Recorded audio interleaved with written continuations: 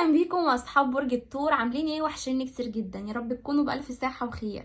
هنجدد مع بعض الطاقه العامه لفنجانك بتاريخ 6/5. الطاقه بتاعتي مفتوحه الزمن، في اي وقت يصادف فيه الفيديو خد منه الطاقه اللي تناسبك. الطاقه لو انطبقت عليك يبقى قراءه ماشيه معاك تمام، لو ما انطبقتش عليك يبقى انت خدت من النصيحة والبشائر والتحذيرات بتاعتك. وتقول لي رأيك في الكومنتات يا برج الثور. ما تنسوش طبعا اللايك للفيديو، ولو انت جديد معايا في القناة واول مرة تشوف الطاقة حط لايك للفيديو، واتمنى تشترك معانا في القناة. يلا بينا يا برج الثور نشوف طاقة فنجانك، سموا الله ويلا نبدأ. بسم الله الرحمن الرحيم.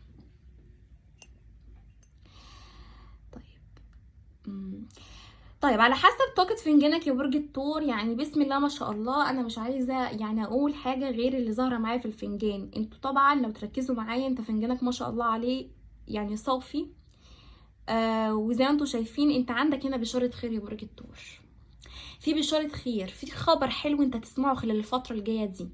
الخبر ده يخص حاجة انت في انتظارها بقالك فترة، وده هيكون بمثابة السعادة والفرحة لبرج الثور. فأنا شايفة ان انت عندك عوض إلهي، عندك هنا نصرة على أعدائك، نصرة على الظلم انت تعرضت له الفترة اللي فاتت يا برج الثور. انت بقالك فترة بتعاني من مشاكل مادية، بتعاني من وقف حال، تعطيل رزق. شايفاك ان في اقوى خلافات ومشاكل بينك وما بين شريكك، بينك وما بين اهلك. فانت الفترة دي يعني اقدر اقول ان هي كانت بتعدي عليك يمكن بصعوبة، لكن بشوف هنا يا برج الثور انك انت هنا الفترة دي هيكون عندك باب رزق هيتفتح لك. في حاجة انت بدأتها او بداية جديدة هتبدأها خلال الفترة الجاية. حد هيعرض عليك العرض ده، حد ده يعرفك، حد يعني هياخد بإيدك في موضوع، في شراكة، في وظيفة، في عمل. في حد هيعرض عليك فكرة، ابداع. فانا شايفه ان انت الفتره دي يا برج الثور انت عندك هنا يعني ما شاء الله القدر بيلعب لعبته معاك. فانت الفتره دي عندك باب رزق هيتفتح لك، عندك بدايه خير، عندك بشاره خير كمان يا برج الثور. في حد انت كنت عامل معاه مشكله او عامل معاه زعل او خلاف، الحد ده هيطالب منك الفتره الجايه الصلح، او هيطلب منك الفتره الجايه ان يكون في ما بينكم قعده عتاب، قعده تسويه امور، تحطوا نقط على الحروف الفتره الجايه يا برج الثور. لان الشخص ده مش عايز يخسر برج الثور. في حد زعلان على خسارته بيك برج الثور، وشايف ان هو ظلمك وجه عليك، وهو عايز يوضح لك يمكن اسباب الخلاف ده او اسباب المشكله اللي حصلت ما بينكم دي حصلت ليه وعشان ايه. كمان ممكن ده يكون الحبيب او الشريك بتاعك يا برج الثور عايز يوضح لك يمكن امور انت مش فاهمها الفتره اللي فاتت. يعني عايز يوضح لك المشاكل كان بيمر بيها، الظروف اللي اجبرته ان يحصل ما بينكم خلاف او مشكله. فانا شايفه يا برج الثور ان في حد عايز يصالحك وعايز يعوضك عن اللي فاتك، تمام. فانت انتظر الفتره الجايه رساله او صلح او مكالمه من حد مش متوقع بالنسبه لك ان يكلمك الفتره اللي جايه. غالبا الشخص ده يعني هو عنده خوف اتجاهك انك انت ممكن ترفض، او انك انت يعني تتصرف معاه تصرف غير يعني نقدر نقول تصرف مفاجئ غير متوقع. انك انت يعني مثلا لو رن عليك تديله بلوك، لو مثلا جه مثلا لحد باب بيتكم ما تطردوه او ما تفتحوش الباب. فهو خايف من حته ان يكون في شيء غير متوقع من برج الثور، تمام. طيب برج الثور انا بشوف ان انت الفتره دي بص قاعد بتفكر في حد، بتفكر في الماضي طول الوقت يا برج الثور بيلاحقك. طول الوقت انت عايش في الذكريات الماضية، يعني بتراجع الاحداث او الظروف او المشاكل اللي انت تعرضتها، او نقدر نقول ان انت بتلوم حظك، بتعاتب نفسك في امور كتير في حياتك انت يعني اخترتها. يمكن علاقات عاطفية، يمكن فرص ضاعت من ايدك ومعرفتش تستغلها صح. فانا شايفاك يا برج يعني الثور انت بتشوف ان انت مش محظوظ خالص، وان مفيش حاجه بتكملك. فانت طول الوقت ممكن تكون في عندك زي حاله يأس او احباط داخلي، لكن بتحاول انك انت تمشي امورك، تعيش حياتك اللي هو عندي شغل وعندي عيله وعندي مسؤوليات وعندي ضغوطات، هحاول ان انا اكون قدها. فانا شايفه ان انت الفتره دي عندك اكتمال شيء فكره، مشروع، عمل، حاجة انت بدأتها وما كملتهاش، يمكن تكون وظيفة علاقة يا برج الثور، فانت خدها على حسب قصة حياتك، انت بتفكر في ايه وماشي في ايه، لان دي طبعا قراءة عامة. تمام يا برج الثور، ودي طاقات ظاهرة معايا. طيب برج الثور، في هنا حد يا برج الثور يعني انت هتقدم لهم نصيحة، هتقدم لهم مشورة، هتقدم لهم دعم.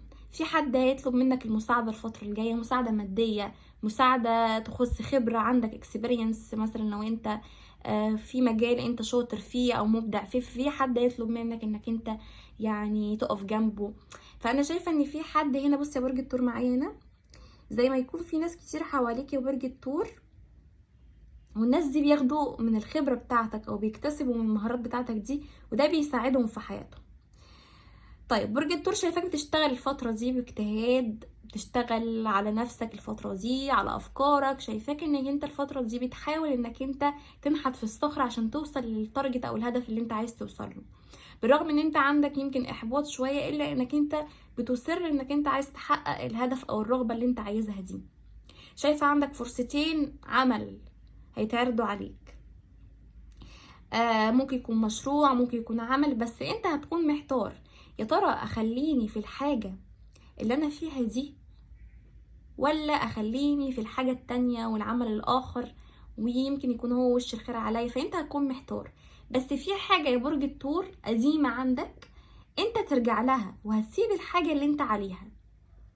تاني، في حاجة انت مثلا كنت مثلا عندك وظيفة نفترض، وانت هيتعرض عليك وظيفة جديدة، فانت هتسيب الوظيفة اللي انت كنت فيها وهتخش تركز في الحاجة الجديدة، فده هيسبب عندك عدم توازن، خلل. فخليك الفترة دي يا برج الثور يعني زي ما بيقولوا ايه، يعني تنتهز الفرص لصالحك.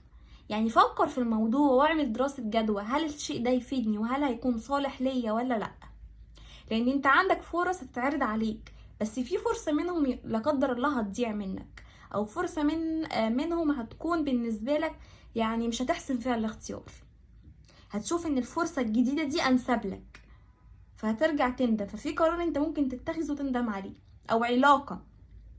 تمام، تمام جدا. طيب برج الثور، انا بشوف ان انت كمان عندكم هنا سكة سفر هتتفتح لك. سكة السفر دي فيها خير يا برج الثور، وسكة السفر دي هتتعرف فيها على حد، الحد ده ممكن تخش معاه في ارتباط، لان الشخص ده هيكون يعني اول ما هيشوفك هيعجب بيك، هيكون عنده كده يعني اتجاهك انجذاب ان هو يدخل حياتك، او ان هو يكون في حياة برج الثور. في حد كده هيساعدك الفترة الجاية، وهيحاول ان هو يساندك ويدعمك. ممكن يكون الحد ده انت شفته قبل كده، او انت تعرفه، او عندك معرفة بالشخصية دي، او ممكن ما تعرفهاش. اوكي، يعني في حد هتتعرف عليه لو انت ما تعرفش الحد ده مين.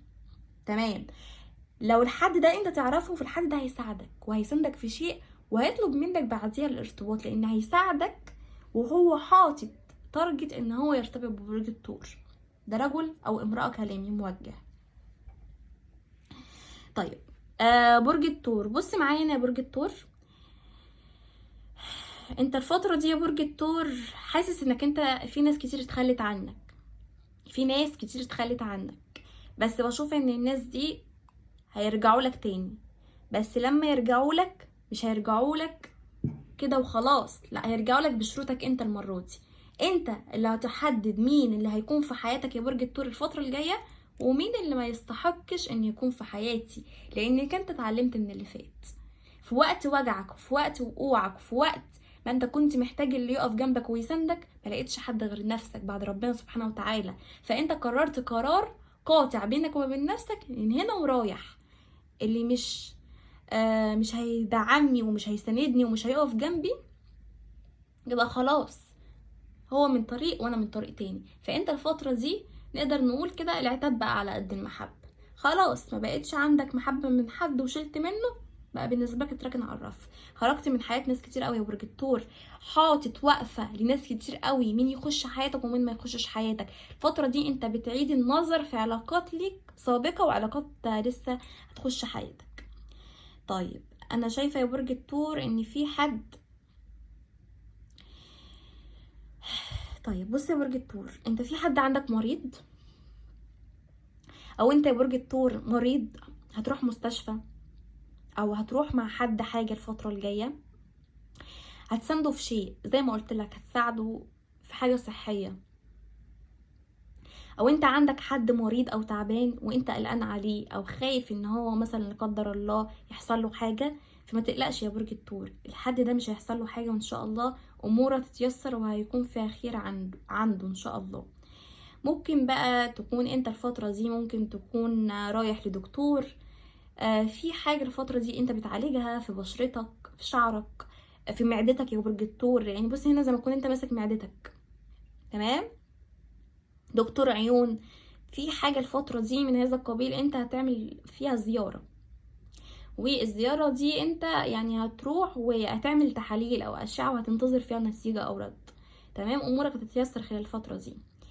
برج الثور، في حد بيفكر فيك، في حد بيراقبك، في حد مش عارف يشيل عينه من عليك يا برج الثور، في حد مهما بعدت ومهما غبت عنه الشخص ده مش عارف يتخلى عن حبه ليك وعن تمسكه بيك يا برج الثور. في حد متمسك بيك لأبعد الحدود، بس الحد ده جرحك في الماضي جرح وحش، لا بقى عليك علاقة تانية، لا اختار حد غيرك وسابك انت، لما لقى فرصة اقوى منك انتهز الفرصة الاقوى وسابك انت، بالرغم انك انت ما عملتش زي برج الثور. انت وقت ما كان قدامك فرص لا تعوض سبتها واخترته هو. بالنسبه لهم هم ما كانش فرصه، يعني ما كانش الفرصه اللي نضحي عشانها. لكن انت يا برج الثور انت صعبان عليك نفسك، صعبان عليك الوقت اللي ضيعته، صعبان عليك التضحيه اللي اديتها للناس ما يستاهلوش. بس شايفه يا برج الثور ان الشخص ده عنده كرمه في حياته، الشخص ده مش عارف يعيش حياته من كتر ما هو عايش بتأنيب الضمير، ما بقاش فيه تصالح ذاتي مع نفسه، طول الوقت ماشي في الحياة وهو في حاجة سايبها وراه، وهو جرحه ليك وخيانته ليك يا برج الثور. الشخص ده اللي اتخلى عنك بسببه، حتى لو ده كان اهله او حاجة او كده، فهو بيمر بمشاكل. ولو هو اتخلى عنك بسبب زواج او بسبب علاقة عاطفية او خطوبة، فهو في الوقت الحالي في انفصال او في ما بينهم مشاكل وخلافات تؤدي الى محاكم كمان لبعض لا قدر الله. يعني مش عايزين برضه نتمنى لحد حاجة وحشة، بس انا بشوف ان الشخص ده في مشاكل كتيرة في حياته، وهو شايف انك انت يعني كنت الذنب في الحاجات اللي هو فيها، هو كان ذنبك انت. الشخص ده بيحبك جدا، عنده انجذاب جسدي وروحي اتجاهك قوي، مشاعره اتجاهك قوية وعالية، مشاعر فيها تطور، عايز يقدم العلاقة دي ويكون فيها استقرار وفيها زواج، عايز يتجوزك يا برج الثور، عايز يرجع لك ولو في انفصال. بيراقبك، بيشوفك انك انت الفترة دي حلوت جدا، بيشوفك انك انت ناجح، شخص واقف زي الجبل ما شاء الله، ما يهزكش حاجة، لانك انت ماشي ونيتك سايبها على الله، وماشي بقلب ابيض وسايب امورك كلها على الله، تمام. فانا شايفه ان انت عندك تيسير، عندك نجاح، عندكم شهره في مجال هتتخذوه الفتره الجايه او هتنقلوا عليه يا برج الثور، هيكون في رزق ليكم حلو، ورزقه يعني هيفرحكم وهيعوضكم عن اللي فات. في وظيفه جديده، الناس اللي ما عندهاش شغل هيكون عندهم شغل الفتره الجايه، في لقاءات، في حد هيعرض عليك الارتباط زي ما قلت لك يا برج الثور. بتراقب مين يا برج الثور؟ بتراقب مين؟ انت بتراقب حد يا برج الثور، بتراقب الشخص ده، بتشوف هل الشخص ده سابك وتخلى عنك ولا لسه بيفكر فيك. انت بتراقبه من باب الفضول، لكن الشخص ده بيحبك وبيبادلك نفس الشعور وندمان جدا عليك ومشتاق لك جدا فوق ما تتصور يا برج الثور. يعني لو قلت لكم من هنا لمدة مليون سنة قدام مش هيوفي الكلام اللي انا عايزه اقوله في حق الشخص ده. الشخص ده مش عايزين نظلمه، ندمان جدا جدا فوق ما تتصور، وشايف انك انت افضل حد هو عارف لحد دلوقتي على الاطلاق، مفيش كلام بلا منازع، انت رقم واحد في حياته. في عايز زواج، عايز ارتباط الفتره الجايه. برج الثور مهتمين بشكلنا، مهتمين بلبسنا الفتره دي، مهتمين عايزين نخس، شايفين نفسنا ان انتوا تخنتوا شويه، مهتمين جدا ان كنتوا تخرجوا من الطاقه دي. في ناس بتفك تعلق، بتعمل استشفاء. شايفاكم ان كنتوا تنجحوا نجاح باهر يا برج الثور من الحروف اللي عندكم ال H وال A وال M، H و A و M. شايفين معايا يا برج الثور؟ H اهو، وادي A اهو، زي مش واضحه لكم ولا لا، وحرف الام اللي هو الميم والهي والالف، وحرف كمان العين، العين والغين، تمام يا برج الثور. الحروف دي بتفكر فيكم، او هيكون في ما بينكم الفتره الجايه لقاء، هيكون في ما بينكم تواصل خلال الفتره دي. تمام. برج الثور عندكم امضاء هيخص شراء او نقل الفتره الجايه، تنقلوا من منزل لمنزل او من مكان لمكان، وهيكون فيها يعني رزق قوي عليكم ان شاء الله يا برج الثور. خلي بالك من حد في العمل بيحقد عليك او باصص على رزقك او باصص على اللي في ايدك. عندكم هنا حسد، حاولوا تحصنوا نفسكم بالاذكار وبالادعيه. في حد بيحلم بحد متوفي، الحد ده بيطلب منك الرحمه والمغفره، وبيطلب منك تطلع له صدقه جاريه يا برج الثور. الابراج كانت معايا كانت يا هاجر، كان معايا برج العذراء، كان معايا برج الثور، كان معايا كمان برج السرطان وبرج الحوت، وكان معايا برج الجوزاء والدلو، وكان معايا كمان برج الحمل. كده تكون خلصت قراءتنا، اشوفكم فيديو قادم على خير ان شاء الله. ما تنسوش اللايك للفيديو والاشتراك في القناه، وقولوا لي الفيديو القادم عايزين قراءه عاطفيه ولا عايزين قراءه عامه. زي ما انا عملت مع برج القوس قلت كمان اعمل معاكم نفس الموضوع، يعني في منكم ناس حابين قراءه عاطفيه يقولوا لي في الكومنتات. اشكركم.